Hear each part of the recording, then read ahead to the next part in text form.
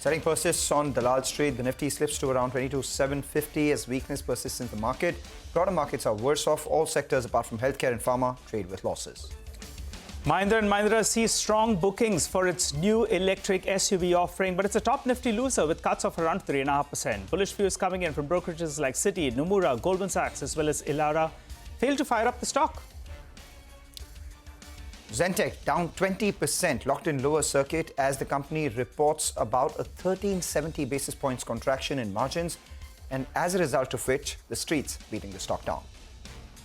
And Sambandana Motherson trades lower post its earning. Brokerages Nomura, JP Morgan, and CLSA cut target prices on the stock.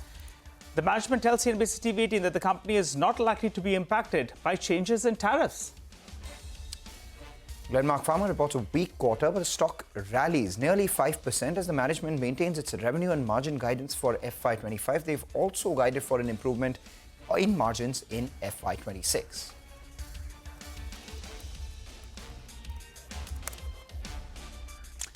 Hello and welcome to Chartbusters. I'm Nigel. With me is Mangalam, and as you can see in the studio, we have the management of Welspun Corp who's with us. Mr. Mathur joins in to detail the order win that you won earlier this morning and also tell us about how business is shaping up. But thanks a lot, Mr. Mathur, for coming down. First, let's focus on the US business because that's been the missing piece in this financial year. However, the next 2 years is going to belong to the US business because of the kind of order wins that you've got.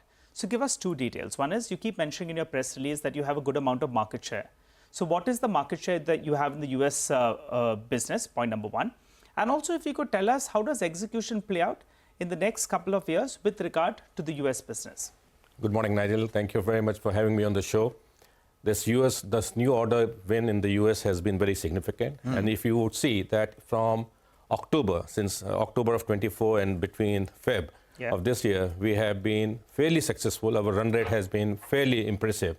And all put together, we have now an order book close to $1.2 billion in US. And we would see that, the execution of that would all happen in the next, in the coming 2 financial years. So the next 8 to 10 quarters are looking extremely promising from a US perspective. So you're booked out for the next 8 to 10 quarters. That should be the case. That's correct. Give us a couple of numbers. Market share. What is it in the US? So today we are one of the largest, we are the largest player in the US market. I think so we are absolutely in a pole position. Probably our market share would be anything between close to 25 to 30% of the market share we currently enjoy in the US market. Okay. All right. The other fear is since you're in the US, but your raw material could be coming in from outside. I speak to the manager of Hindalco and various steel companies as well. US imports some part of their raw material. Now, President Trump is talking about putting tariffs. So you all could be a beneficiary of drill, baby, drill, but the input cost could go up. Is that a pass-through? See, there is a discussion of tariffs which is happening. Tariffs will get crystallized sometimes between 4th of March to 12th of March, and there will be various tariffs across all the countries. So we'll have to see as to what type of tariffs which are going to come up. That's one. Secondly, in any case, contractually, we are fairly completely insulated in terms of any increase on account of tariff. So I don't think so that, we are seeing any risk at this point in time. All right, so that's positive, no risk out there. I'm looking at your 9-month numbers, looking at the guidance that you had given for FY25 as well. On the EBITDA front, you have done a decentish sort of performance, 1350 crores for the first 9 months as against your guidance of 1700 crores. For the first 9 months on the top line, you've done 10,000 crores. Your guidance was close to around 17,000 crores. So where do you end this year with? That's point number one. And because of the execution that you've lined up in the US, etc., what does revenue growth and margin look like for the next couple of years?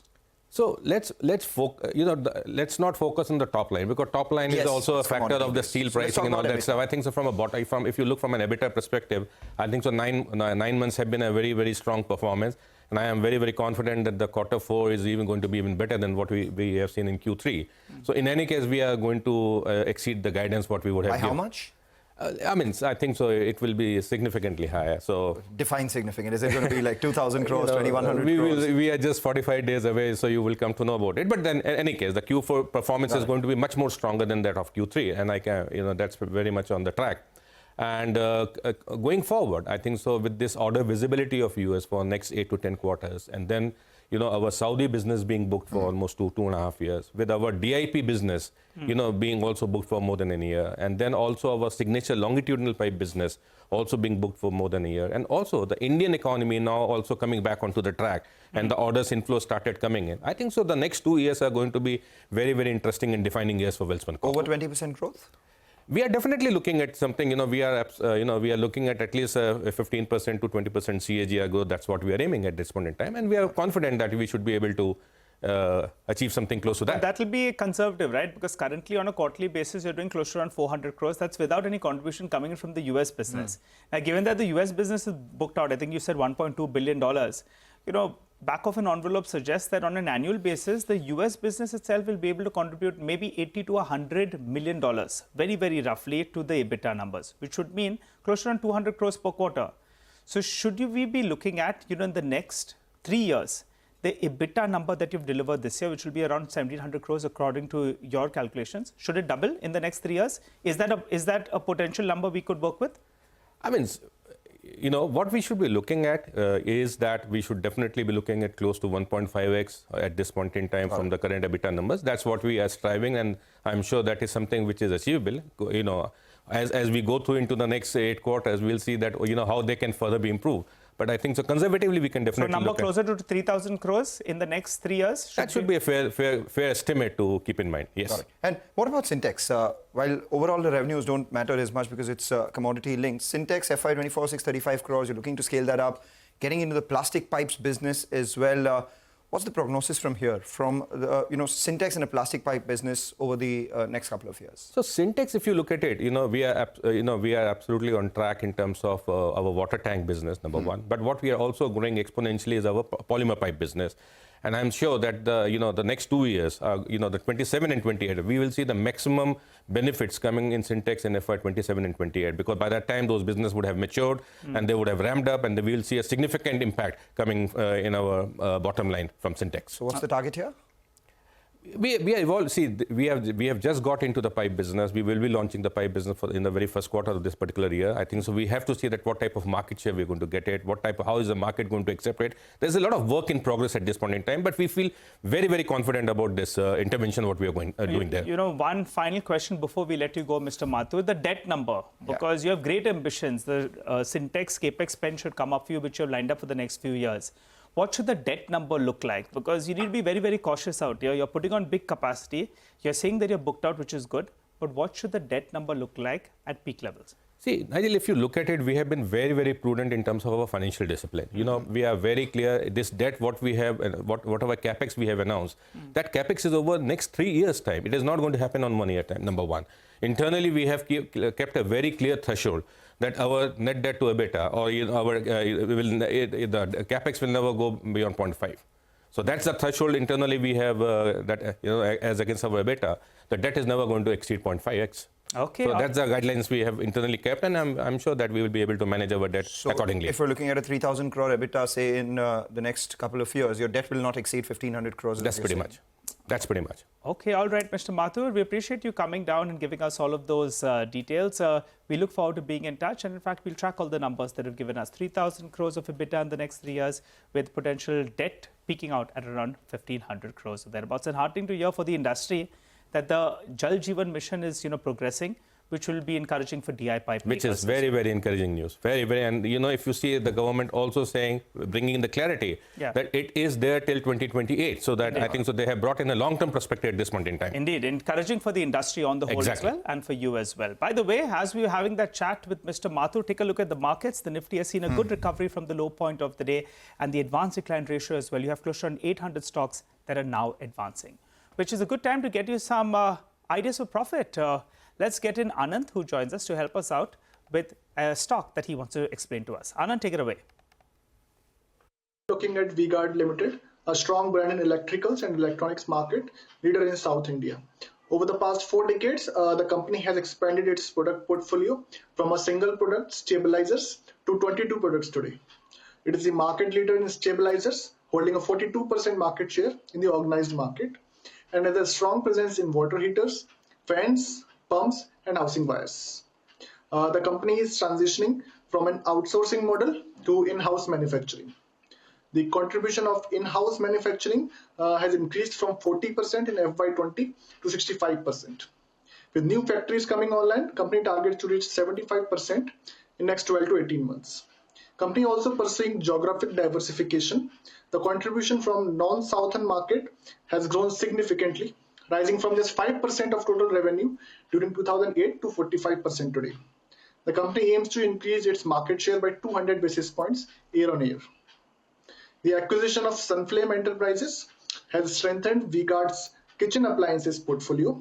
Although Sunflame has faced some challenges due to weak institutional demand. To address this, our company is establishing a new sales team to drive sales growth in this segment.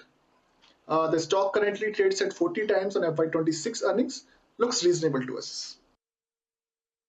All right, and in a market which is weak but recovering, we have one stock which is surging, and that's Godfrey Phillips. Just pull up that stock. It's up 9% right now, has put on 45% in terms of gains in this month itself, and that's on account of good numbers coming in. Remember, post-ITC's results, the stock had rallied. Thereafter came Godfrey Phillips' results itself, and then the internal details told you that the volume growth for Godfrey this time around was over 27%, and that's something that the street is reacting to once again. It was up on Friday, up again in today's trading session. We'll talk about that. On the other side, we also get chatting with the management of Ajax Engineering, discussing their post-listing strategy.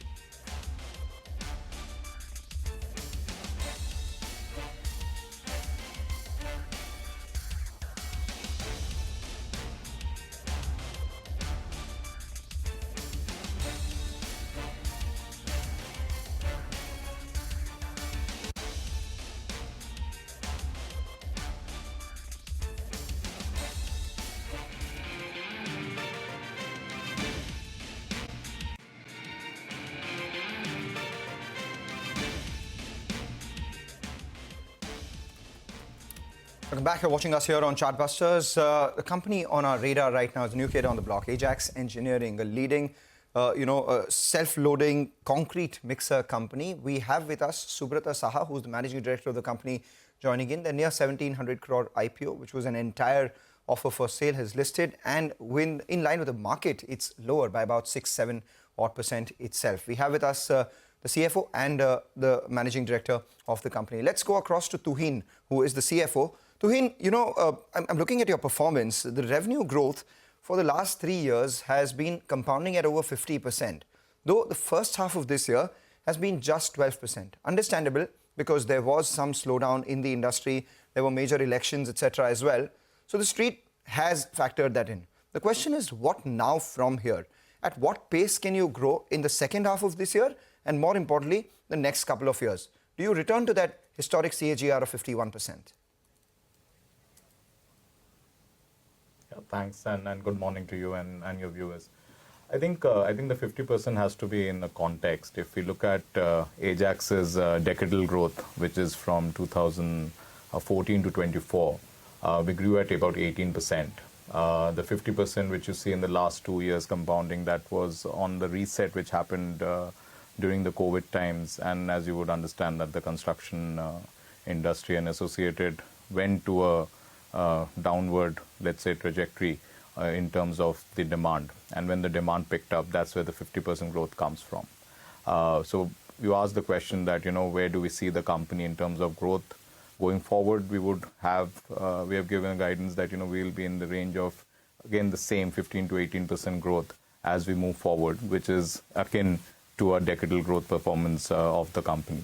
If I look at the first half, I think, you guys follow the market, the construction equipment and the cement, of course, was a downturn. There was a prolonged monsoon, and hence you see the 12% growth. This should also settle more in the ranges which I previously spoke about when the full year pans out for us. So 18 to 19% is more like it from a sustainable basis? That's correct. That's correct. Okay. All right. Hi, Mr. Saha, as well as Mr. Basu, and welcome to the show. Not the most optimistic time to list on the exchanges, but businesses that do well will ultimately find their value. So let's get straight to it. Even though growth has been a little bit slower, but gross margins have improved. Could you tell us, how does this happen? Where does gross margin stabilize at? And what does it mean in terms of EBITDA margins? So on the gross margin, I think, we will be stabilizing more in the range of, let's say, anything between 27 to about 28, 29%. This is the range we will be in. It, of course, depends on the kind of SKUs which you sell, and there is a variability which comes with it. But that's the range and that's the pattern which we have seen in the last 2 years, and even, let's say, what we are going to see by end of this fiscal. And the EBITDA margin also will follow. I think if you look at the last 3 years, we have swung it by 390 basis points. That was because of the volume surge which we spoke about.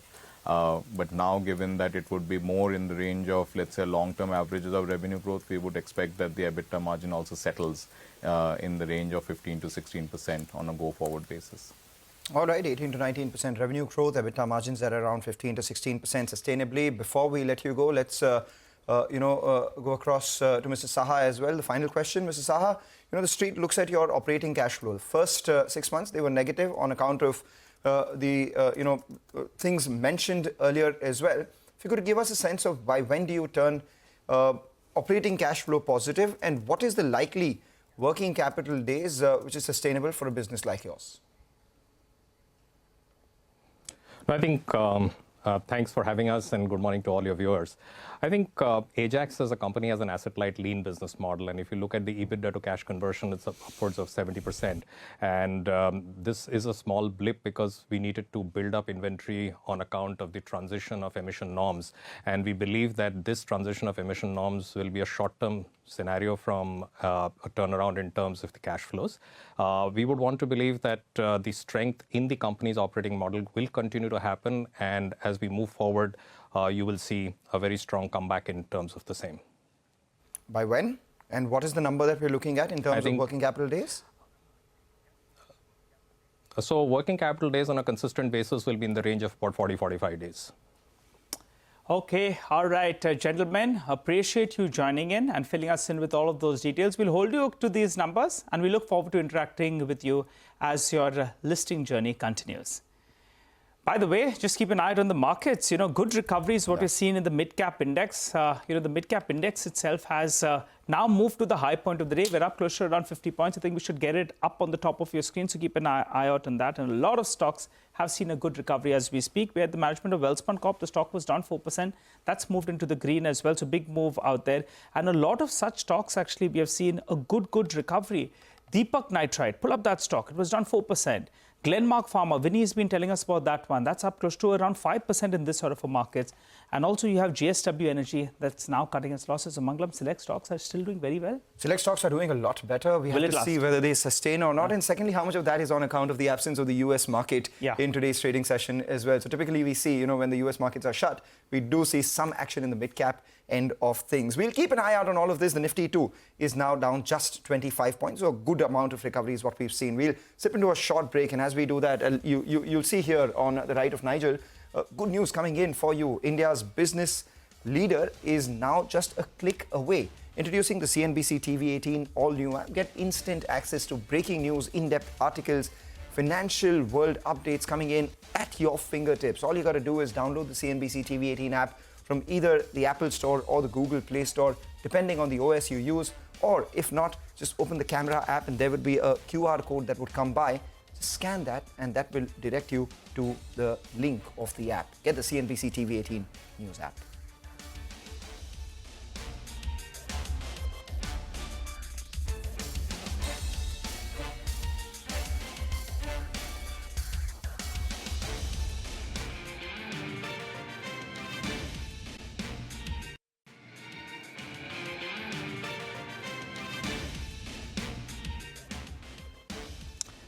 Welcome back. We were talking about the recovery that we're seeing on the Nifty, and in fact, it's courtesy a couple of stocks. The Adani twins that are part of the Nifty, both of them have seen a good intraday recovery, and you have some of these NBFCs as well that have seen a good recovery. Shriram Finance, Bajaj Finserv, both of them moving to the high point of the day, and that's what's leading the fight back that we have seen. But on that note, we'll wrap up on this edition of Chartbusters.